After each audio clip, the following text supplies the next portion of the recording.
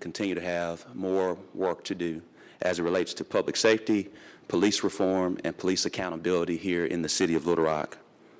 But first, as many understand and know that some may say serendipitously, 2 weeks ago, this administration announced that we would have an independent review of the Little Rock Police Department's policies, procedures, and practices, and that we would soon name those individuals. And so today, we will name those individuals for the Independent Review Committee of the Little Rock Police Department's policies, procedures, as well as practices. And so what we have to understand is these protests that we're experiencing, this period of time, are what I would call our nation's justice movement and justice era, that we understand that justice is a universal language, that justice will not only heal our land, it will hold our land accountable and change our land for the better. The protests and the demands for police reform after the killing of George Floyd in Minneapolis has shone a spotlight on the need for an independent, comprehensive review, and that I called these 2 weeks ago. I want to reiterate that this administration, from our campaign, has always campaigned on police reform and accountability. This is nothing new. This is a part of our ACT plan, which means to be accountable, to be clear, and to be transparent. And so, as we all understand, part of the ACT plan that we instituted some 18 months ago started first with the understanding that we needed to fund body-worn cameras.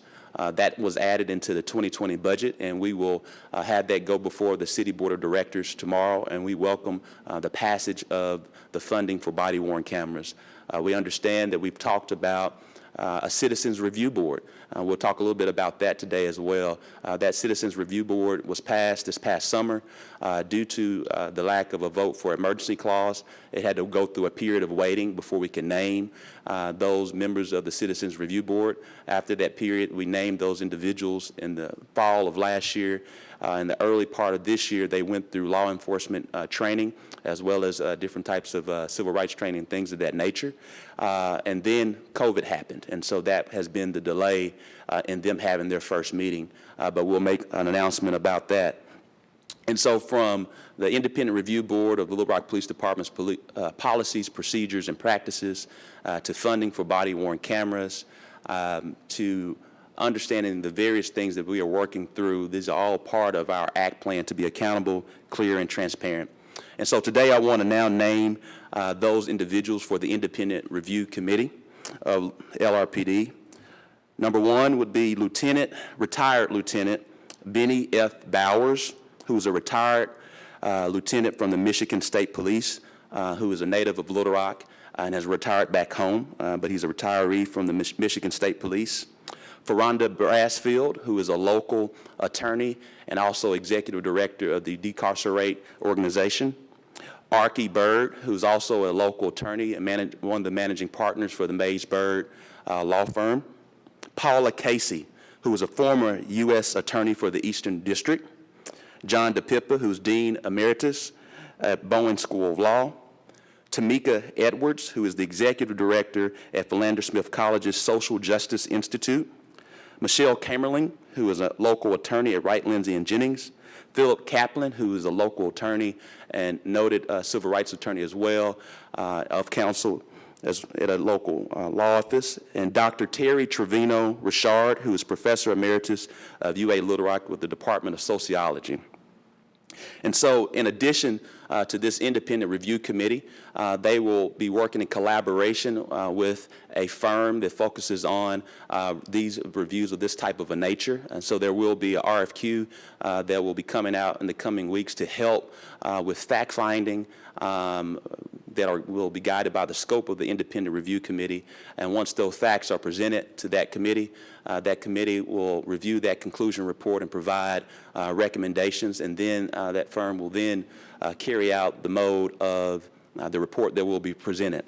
Finally, As it relates to the Citizens Review Board, I shared the scale of understanding of why we haven't had our first meeting as it relates to COVID-19, as well as the lack of an emergency clause that was not passed at that point in time.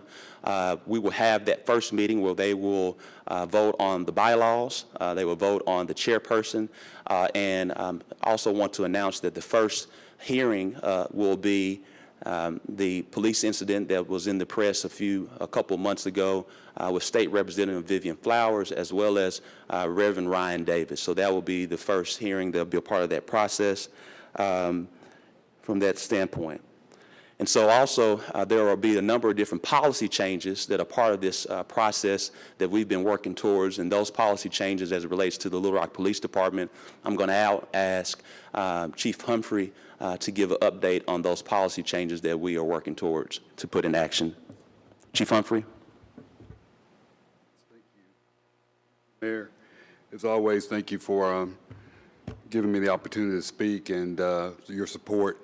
Good morning, everyone. First of all, I'd like to start off by once again thanking our amazing residents of the city of Little Rock. We had several protests this weekend, very peaceful.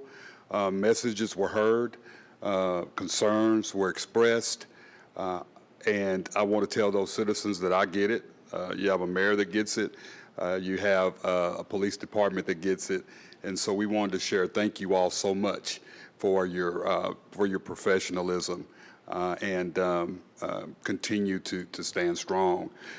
One of the things that I've been working on and the department's been working on, if you all remember, during the hiring process, one of the things I spoke about was transparency.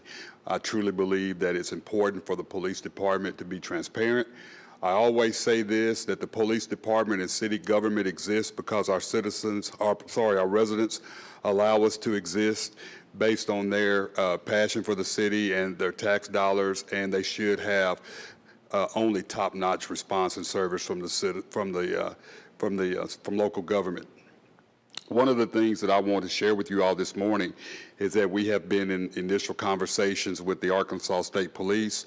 I think it is time for the Arkansas State Police to review all of our officer-involved shootings and in-custody deaths.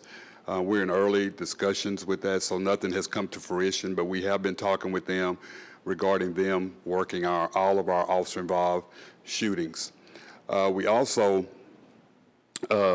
believe that is extremely important. The citizens deserve that. It doesn't mean that we don't have confidence, or I as the chief don't have confidence in our department to investigate, but in these times, part of 21st century policing is being transparent, and how much more transparent can you be when you have a third party investigate incidents such as. The other thing that we will be doing in the very near future, we will be modifying our use of force policy. We're going to look at modifying the name of that policy, but one of the things that's going to stand out is we're going to have a duty to intervene section in that policy. This is something that we already have throughout our general orders. In our rules and regulations, we have something similar to that, but I believe as the chief of police and listening to the community and just based on best practices in 21st century, we need to have a clear-cut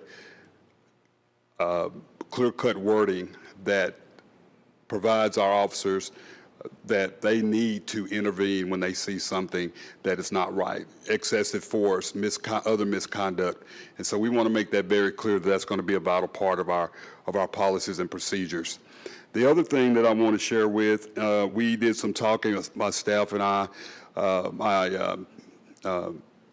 my adjutant lieutenant and my project manager, we did some talk this weekend, and one of the things that we are going to create, I've tasked them with creating, is the CCC team, and that is Constructive Creative Conversation team.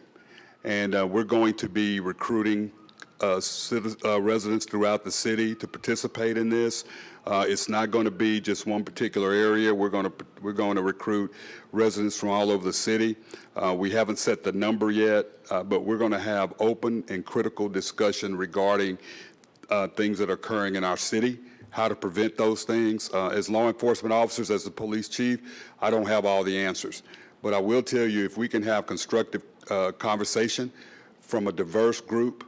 And this includes not only, I want to include individuals that may have been incarcerated at some time, individuals, all socioeconomic areas, members from the police department to sit down and have those really strong conversations and help us get better.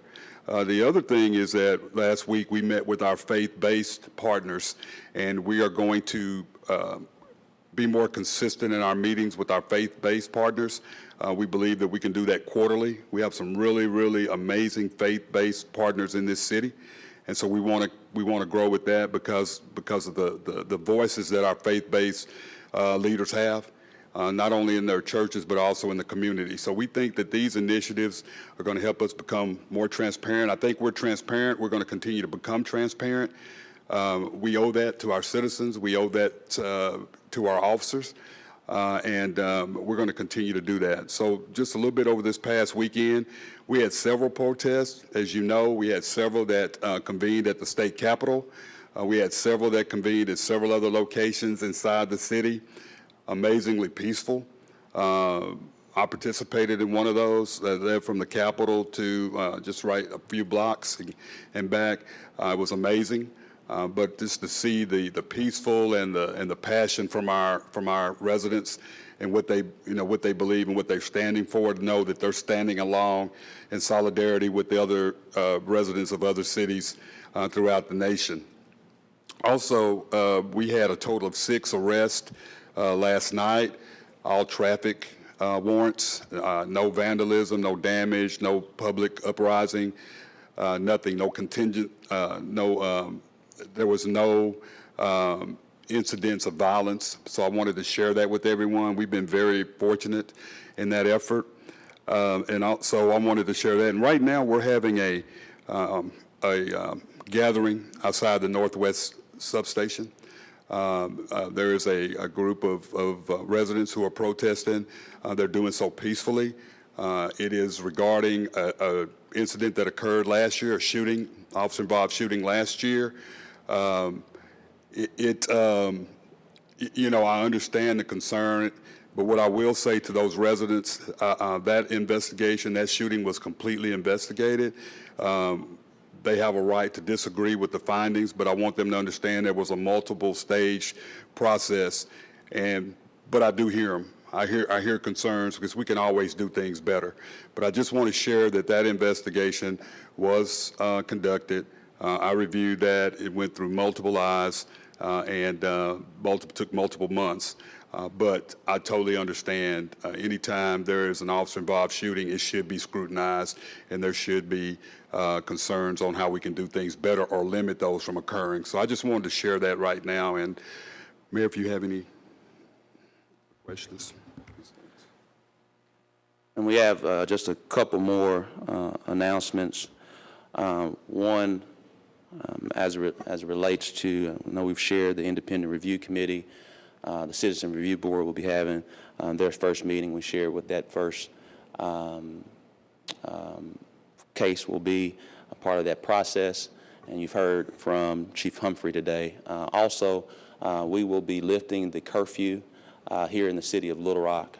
We'll be lifting the curfew here in the city of Little Rock. And also, finally, I've had different conversations with the governor and his team over the past weekend, and have asked that at least specifically here in Little Rock, that the police presence be reduced, as well as that the National Guard to be transitioned back to their normal duties. I am happy to report that the governor has agreed, and that we will begin to see a reduced presence of the state police, as well as the National Guard will be transitioning back to their normal duties. And so I do appreciate that the governor listened to the request and is honoring that request here in the city of Little Rock. It's my understanding that the EO will still remain in place, but we are glad that that request was honored. With that being said, we'll open the floor for a few questions. Again, as we shared, I will call upon the person and then do my best to repeat the question. Rachel?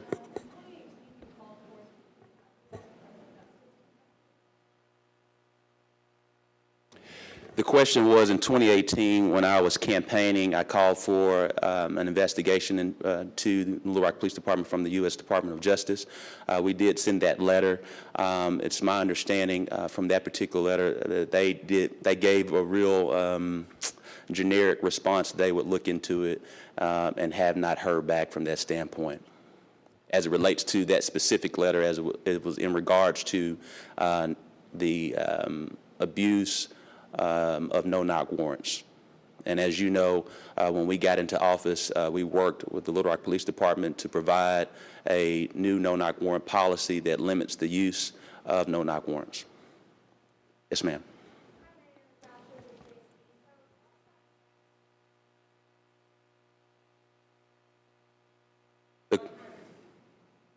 The question from Ashley is, what would the independent review committee look into as it relates to the Little Rock Police Department? It will look into and review policies, procedures, and practices within the Little Rock Police Department to figure out ways that we can improve.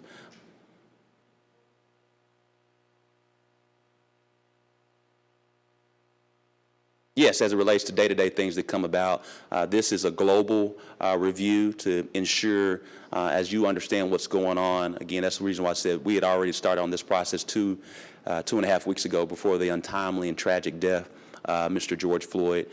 And so this is to help ensure that we continue to get better and to improve. And so this independent look into that will provide recommendations on how we can improve. Susan?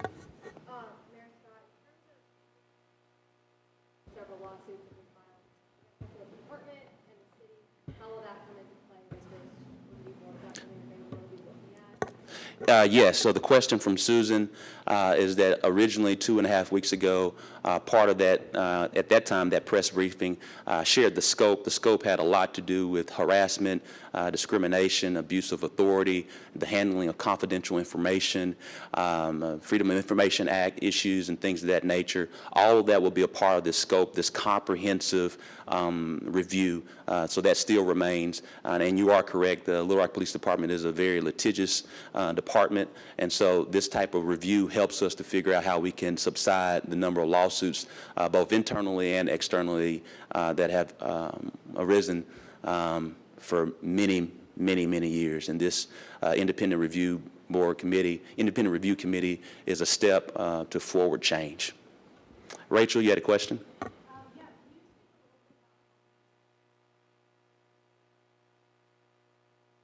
Yes, the question from Rachel is how were the members of the independent review committee? I do believe we may have some brief summary of those individuals, those 9 individuals. There are 7 lawyers, a retired police officer, and a sociology professor. When you take time to look at their bios, you'll see, if you look at the press briefing we gave 2 weeks ago with the entire scope of the independent review, you'll see the requisite experience and qualification of each member. You have notable and reputable and above reproach lawyers in the fields of civil rights, in the field of employment law, in the field of human resources, as well as understanding of sociology. Many times it's more than just the law. It's understanding implicit bias.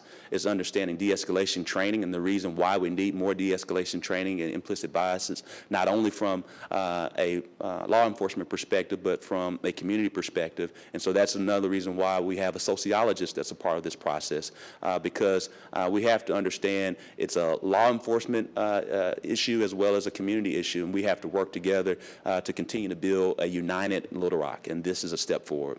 Yes, ma'am.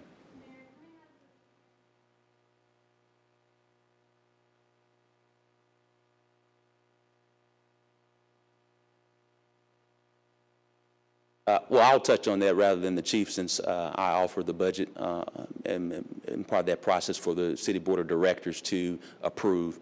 And so we prepare the budget, this administration, this leadership, myself along with the city manager, we co-prepare the budget, and then we present it to the City Board for action. And so I'll speak to that rather than the chief of police. And so the question is, our thoughts on the movement that you're beginning to see is called defund the police. What I will share, I think we have to understand, when you really, if you take we all take time to read the demands of the defund the police movement. It does not necessarily mean to truly defund the police. What it really, as I understand it and during my research, is really to reallocate dollars that have been used from a militarization standpoint for police, from a city and a locale perspective, and to reallocate those dollars to focus more on justice from a community perspective, to focus more on denouncing racism, to focus more above all how we create fostering more equitable, social and healthy lifestyles within our community. So it's really a reallocation of dollars to focus more on equity, focus more on youth engagement and things of that sort that helps build the overall community. And great examples is if one understands from a sociological perspective as well as the stats, America has our murder rate, our acts of violence rate is a lot higher than other countries, and those other countries that have lesser murder rates and acts of violence don't have as much funding as it relates to the militarization of their police forces, and they have more dollars going towards equity policies. And so if anyone has paid attention to our State of the City, one of the things we talked about in early January was the creation of an Office of Diversity, Equity, and Inclusion, the hiring of a Chief Equity Officer. And so this administration started out that way and will continue to end that way as we continue to focus on equity, equity in education, equity in economic development, equity in our community. No other questions? Rachel, that's the last question.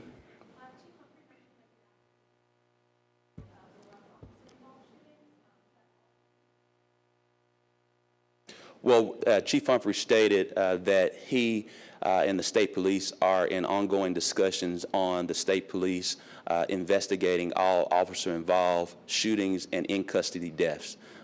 So they've started that conversation months ago. They're still working throughout the details, and so there's not a finalized agreement, but we wanted to share this is something we've been working on prior to, and it goes back to one of the reasons why Chief Humphrey was hired was his keen focus on 21st century community police, and I think you've seen that from his community interactions over the last 11 to 12 days, and those are interactions he was having well before this period of this justice movement. Thank you so much. Everyone have a good day.